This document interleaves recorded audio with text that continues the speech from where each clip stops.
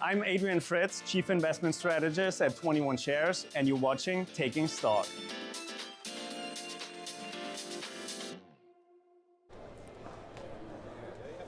Two minutes ago here on the trading floor of the New York Stock Exchange until the iconic closing bell in my finest Jerome Powell purple tie on this Fed day. Welcome to the broadcast. You're watching Taking Stock. I'm J.D. Durkin.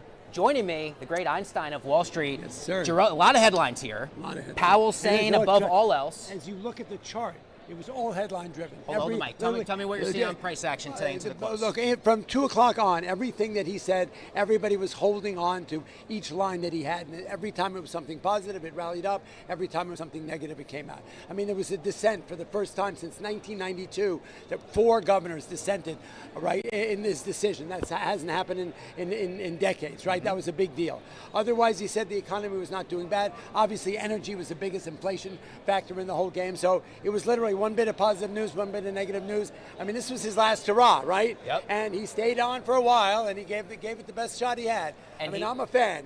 He's navigated us through the last 6 years, and the S&P's up 145% in through his eyes, and that's a big deal. Yeah, he did say developments in the Middle East are contributing to a high level of uncertainty about the overall economic outlook. Huge. That much more sets the stage for Kevin Warsh, who will be coming in before long, presumably. But the big headline, though, he'll stay on as Fed governor, Jerome Powell. For now, he's going to continue to be a voting member of the FOMC. Which is amazing. We'll right? see what happens here. Thank you for being here for the context. Always a Look at that, setting the stage. There you trading, go. The team from Gold Royalty here now. Time to do the belt. Close enough.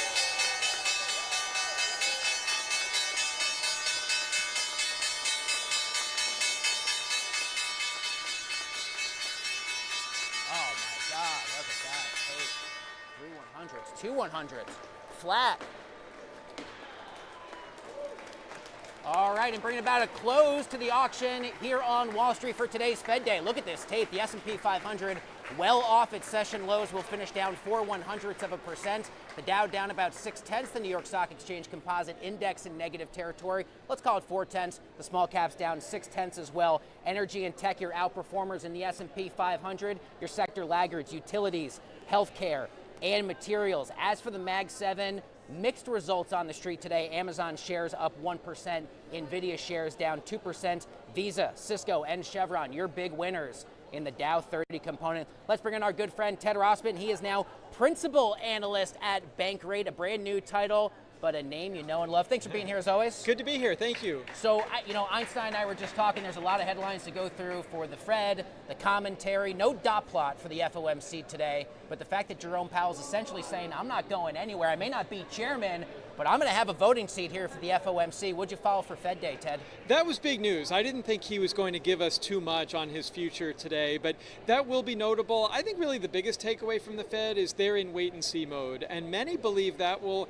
continue throughout the rest of the year. According to Fed Futures, CME FedWatch has about a 90% chance that rates are unchanged by the end of the year. Actually, a slightly greater chance they go up rather than down.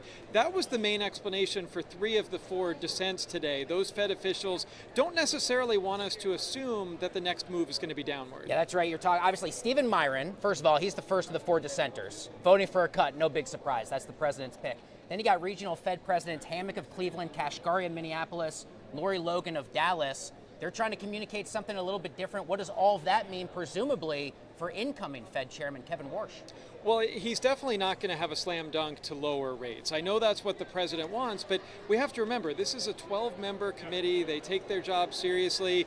The Fed wants to be independent. I mean, how many times was independence mentioned during the press conference today? What we need to get used to here as consumers and as investors is perhaps higher for longer. That's having effects on the housing market, where the average 30-year fixed mortgage rate is around 6.4%. The average credit card rate is still close to 20%. Really across the financial spectrum, higher for longer could be the mandate here.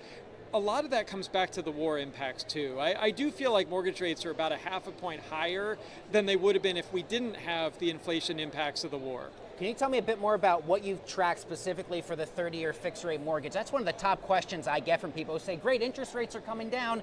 What does that mean for my mortgage? When can I expect that alleviation of pressure? How do you approach that question? 6% is a psychological tipping point, and we got to around 6% back in February. Some sources actually had it just below 6 for the first time in 3.5 years. Now we're closer to 6.5.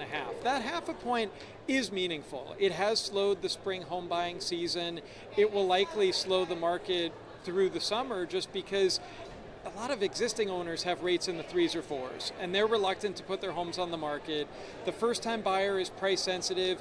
It makes a difference at 5.5 versus 6 versus 6.5. Now you can still get rates in the mid to upper 5s if you have really good credit, if you shop around aggressively. It's very important to do that. I want to get your take on a lot of big tech earnings.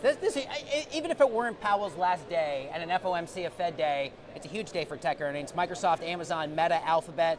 We get Apple tomorrow. We're tracking CapEx spend. We're tracking strength of the consumer despite the economic headwinds. What are you looking for as some of the biggest, most important names that trade anywhere in the world are going to tell us what's under the hood in the next few hours? Right, clearly these big tech names are going to have a big impact on the overall market. I've been struck so far this season that earnings have been very positive. The banks were very positive, very upbeat about consumer spending.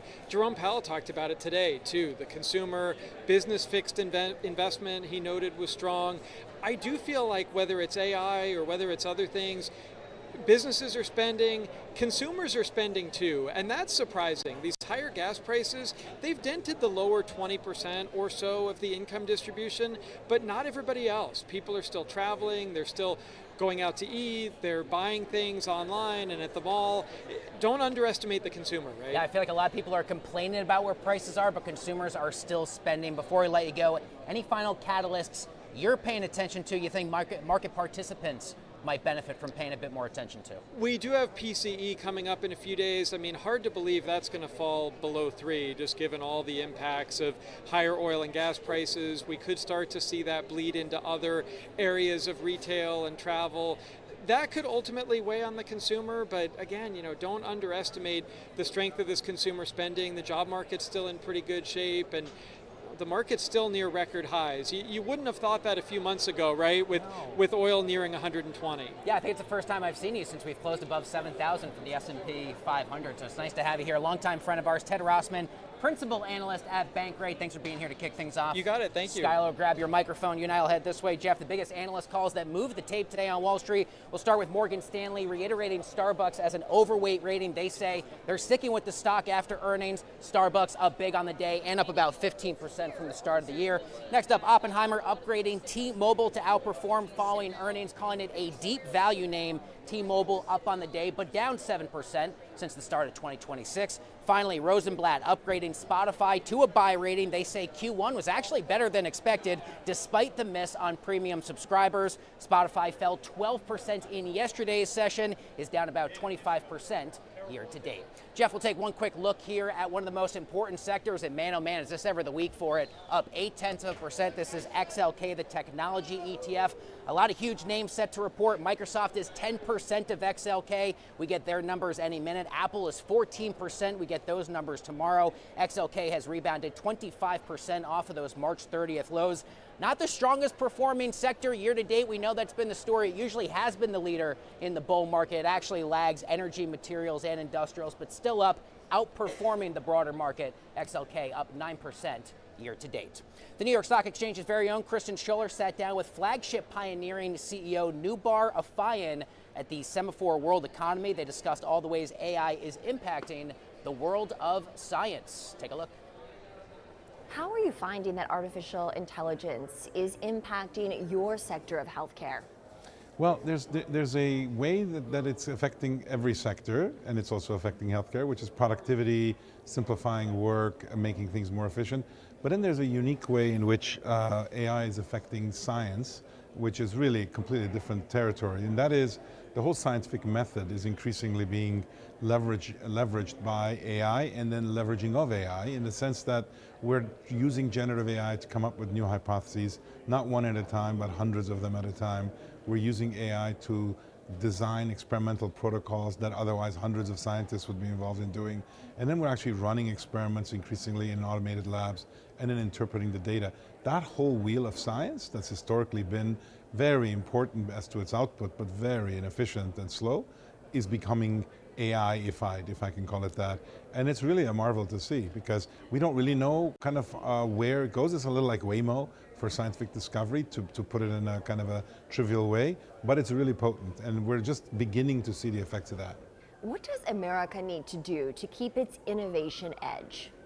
Well, so many things I think have contributed to our innovation edge. I'd say first and foremost, our immigration policy has been a huge part of that, in the sense that we've attracted the best and brightest from the world, and we've been able to incent them to stay here and to contribute, and that's been a very big driver. I think that the policies that we use in terms of funding basic research that leads to some of the major breakthroughs, there's a whole continuum. People don't realize when they see a breakthrough, when some satellite gets shot up in the sky and does wonderful things, where's that come from? And the answer is a consistent investment in basic research that follows by applied research, follows by entrepreneurial research, all the way to companies that can create these products. There is a real battle going on as to whether that research is worth it and whether we should just get out of the business of funding scientific research by and large, and that's really scary in my view. Then there's competitiveness issues. You know, we're competing with China in certain sectors, particularly in biotechnology, and we definitely are feeling the effects of that, because they have a centrally planned economy that's focusing on some areas of relative advantage for them, particularly new drugs that can be developed very efficiently there. And the US biotech industry is feeling that.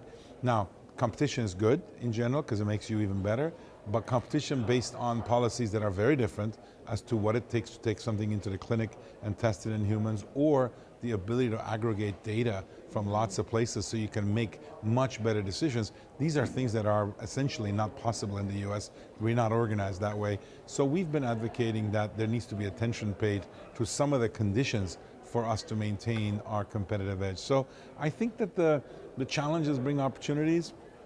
The startup community that's very healthy in the US, we need to make sure we're protecting that advantage. Obviously, large companies are also competing, so how do we create the dynamics right to make sure that happens? All of that goes into competitive advantage and innovation. Mm-hmm. What is the impact that AI is having and can potentially have when it comes to scientific methods? Well, AI, if you think about artificial intelligence, maybe I'll start with this. You know, we've had human intelligence as the only form of intelligence since humans invented language. So one of the interesting things when you grow up, you realize that animals are supposed to be not intelligent because humans said so, that we have no idea if they're intelligent or not, but that's what we say. Now all of a sudden, in the last few years, we've made room in our lexicon for another form of intelligence. We call that artificial, it's machine intelligence. I rather call it machine intelligence. And it's a different kind of intelligence. But now that we've done that, I would say the interesting new emerging frontier is that we're going back and looking at nature and realizing that it too is all sorts of forms of intelligence. A cell in your body is a form of intelligence. Otherwise, you couldn't use immune cells to go after cancers. A virus is an intelligent entity in that it wouldn't, otherwise it can't take down hundreds of millions of people around the world with infection. So that form of intelligence we're beginning to realize can be better understood by machine intelligence than necessarily human intelligence. That's a really profound thing. I call this polyintelligence. There's multiple forms of intelligence. So AI, in my view, will be a way for us to understand more about nature and do more good with it. Of course, we have to be careful of the bad that can be done with it, but the good can be better medicines, better foods, better climate mitigation, you name it. I think we can improve a lot if we understand how nature does what it does, and that's what AI is a key to. Anoubar Afeyan, thank you so much for joining me here at the Semaphore World Economy Summit. Of course, founder and CEO of Flagship Pioneering. Thank you so much. Thank you.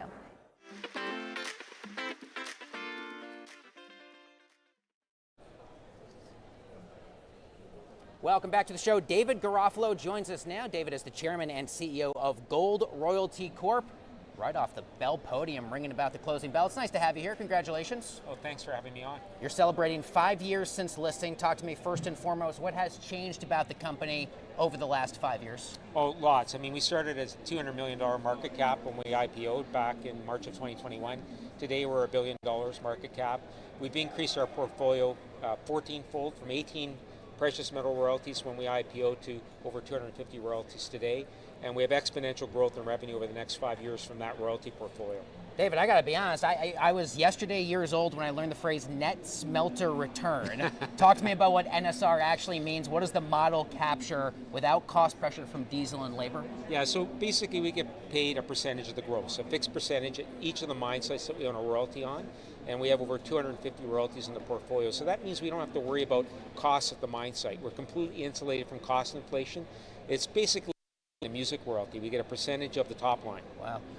How valuable is the geopolitical safety right now, given 80% of your portfolio, if I'm not mistaken, between the U.S. and your home country of Canada? It's a big deal because at the end of the day, a royalty company is a collection of contracts. Unless there's a judicial framework around the enforceability of those contracts, they're not worth anything. So it's important to be in those types of jurisdictions where they have that judicial framework. But more importantly, in Nevada, Quebec, Ontario, where 80% of our royalties are, those are some of the most geologically prospective gold districts in the world. Your guidance points to 500% volume growth by the year 2030. What is driving those projections, and what gives you most confidence in not just where the company is today, where you most hope it is tomorrow? Well, we have 7 cash flowing royalties. We have 14 in various stages of construction. But more importantly, have royalties on 3 of the 5 biggest producing gold mines in North America. So these are generational, foundational assets that will be producing royalties for decades to come, long after I'm gone. And that's the important element of our story. Yes, we have a lot of growth, we have a lot of optionality with over 250 royalties, but having that foundational element provides us the certainty that we'll be generating cash flow and ultimately dividends for our shareholders down the road. Yeah, it's still relatively, all things considered, a higher interest rate world. How do you stay disciplined in the general merger and acquisitions conversation? Where are you still finding value out there for the firm? Well, look, now that the capital markets have opened up to mining companies, in particular junior mining companies that are conducting the necessary exploration to replace depleting reserves in the industry, that means we're going to have more opportunities to provide capital to those explorers, developers, and operators to expand and optimize their mines, and that's how we get royalties. Before I let you go, central banks are buying gold. Investors are looking for the hedges despite all the uncertainty and geopolitical issues. Are we still in a structural bull market? Still cyclical? How are you thinking about the big picture operations relative to your work? Well, you hit the nail on the head. The central banks don't even trust the value of their fiat currencies that they're printing with reckless abandon. And so they're diversifying out of sovereign debt as quickly as possible into gold, because that's the one currency that can't be printed. And that's why gold's gone from $35 an ounce to $5,600 an ounce over the last 50 years. Dave Garofalo, Chairman, CEO of Gold Royalty Corp. Congratulations. Well done ringing the bell today. Thanks for joining us. Nice to have you. A lot more Taking Stock coming up right after this.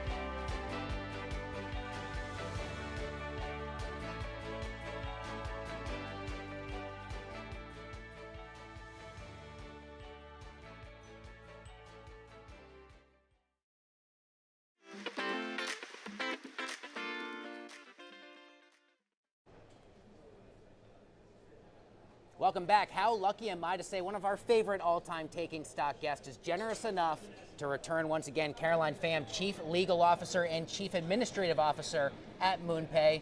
Thanks for joining us once again. It's great to see you. Thank you so much. I love coming on the show. I feel like every day I have to ask an expert the latest on the Clarity Act and what you're following out of Washington. Are we finally on the verge of mainstream bank participation in the space? And you're a longtime DC veteran. What are you looking for out of this bill? So we are definitely having banks participating in this space. I mean, I've always said that 2026 is the year of institutional adoption. Look, banks have been working on blockchain technology since 2015, 16, 17, 18, and so right now with the regulatory clarity that's been in place at the agency level, that's created a great foundation for all the announcements since January, which is key to why we're launching MoonPay Institutional, and then of course any additional regulatory clarity is going to be very welcome. What other advantages out of the Clarity Act eventually passing the Senate, the House, and onto the desk of the President are you most looking forward to? So I think what everybody's just really keen to have is a coming together of the minds, and just let's all agree on what the rules of the road should be, and then let's just go build.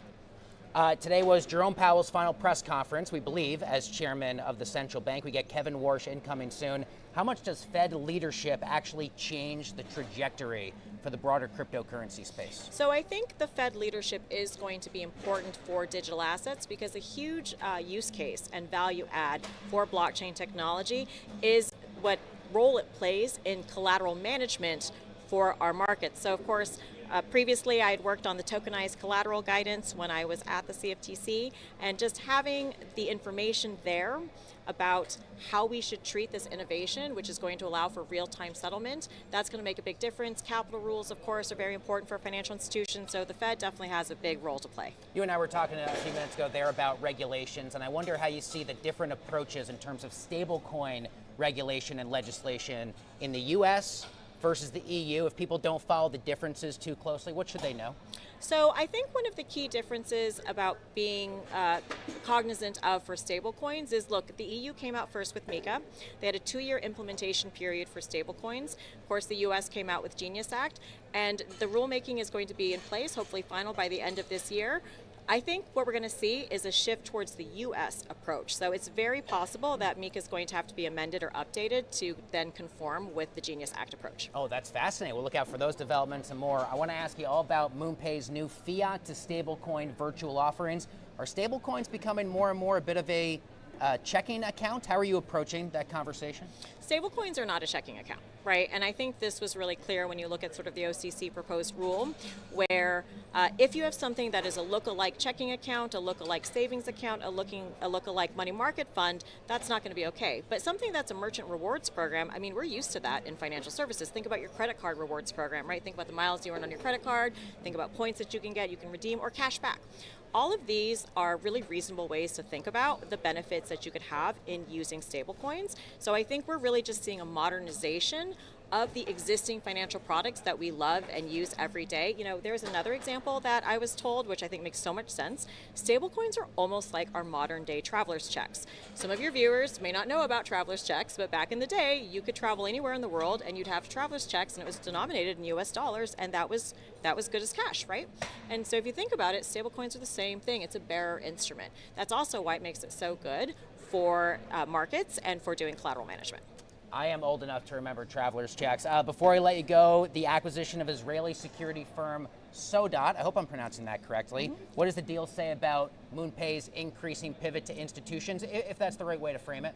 So I think what's really unique about MoonPay is MoonPay started from the non-custodial space, and it started from DeFi. There are a lot of people who say that DeFi is not safe and not secure, and we are proof that that's just not true. We have 30 million users in 180 countries, and when you think about that and that we do settlement in 120 different fiat currencies, we do KYC, we do transaction monitoring, we do sanction screening, and we do SARS reporting. So by taking our strength there in DeFi, for any TradFi that wants to access DeFi liquidity, but do it safely and securely, especially with all the hacks recently in the space, or people thinking about quantum computing, or people thinking about Anthropic's Mythos that was released, that is why this acquisition of Sodot was so key for us. Ido Sofer and his team have built such a great thing.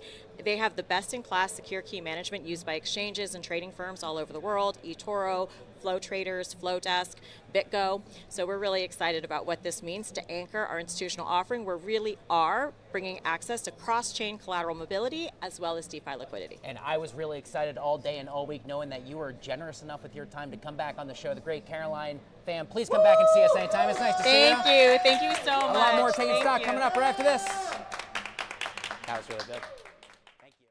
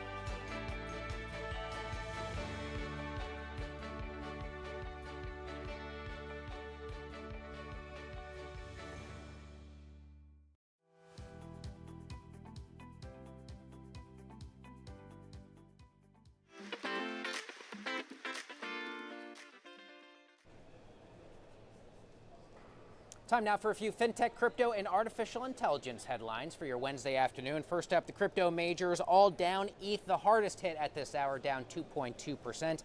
Next up, Google striking a deal with the Pentagon to provide AI for classified use, giving the Pentagon access to its models even as employees raise concerns about the risks of deploying artificial intelligence in warfare. And finally, Taylor Swift now taking legal steps to protect her voice as well as her likeness, filing trademarks for audio clips and images. All of this in a bid from the pop star to combat AI-generated deepfakes. Money 2020's own Scarlett Sieber is now back with a whole new edition of Jargon Translator, where she puts complicated finance terminology into everyday language that anyone can understand. Take a look.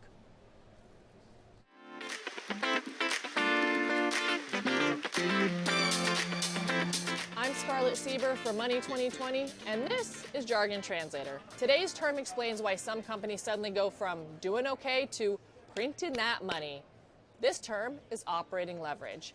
Operating leverage describes what happens when revenue keeps growing, but costs don't grow nearly as fast. In the beginning, companies hire, build, invest, spend a lot. Costs are high relative to revenue. But once the product, platform, or infrastructure is built, something magical can happen. Each new dollar of revenue costs less to generate than the last one. That, my friends, is operating leverage. Software companies are the classic examples. Building the product, that's expensive. Selling it in the 10,000th time, that's a lot cheaper. When operating leverage kicks in, margins expand fast. Profitability accelerates. Suddenly, scale starts working for you instead of against you. But, and this is important, operating leverage cuts both ways. If revenue drops, fixed costs don't magically disappear. Leverage amplifies gains and losses. That's why investors love it and fear it at the same time. Great operating leverage means your business model scales efficiently. Bad operating leverage means growth hides structural problems. Operating leverage is why timing matters so much. Growing too fast without it, you burn cash. Hit it at the right moment and the economics flip almost overnight. Operating leverage is the moment a business stops pushing the car and starts coasting down the hill.